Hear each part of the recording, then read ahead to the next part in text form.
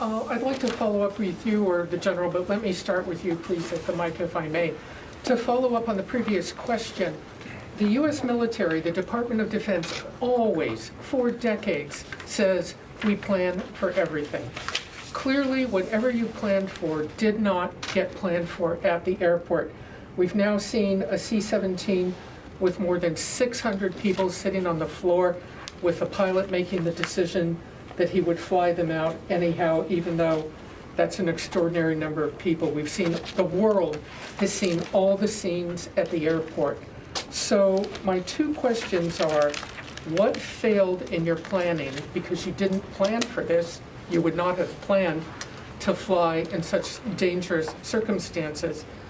And how do you determine where the responsibility lies for this failure?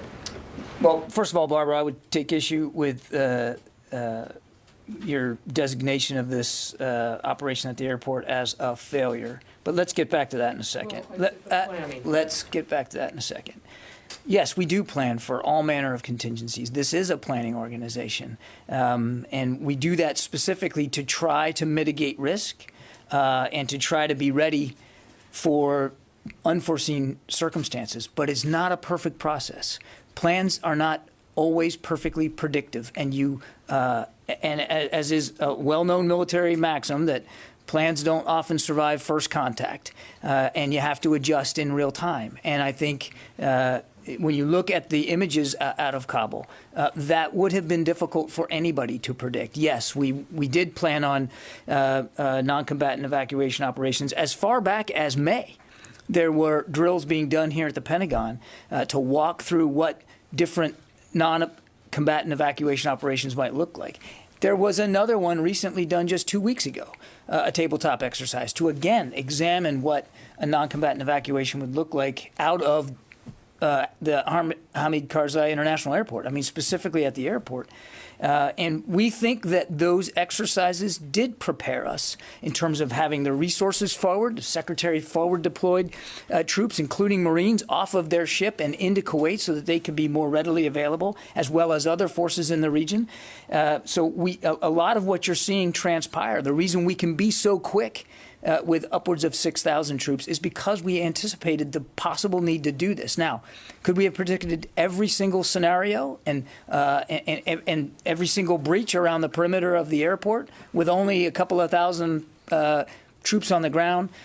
Absolutely. You know, there are changes that happen. So plans are terrific and we take them seriously, but they are not and never have been perfectly predictive. When you practiced this, was one of the scenarios a complete Taliban takeover of the capital?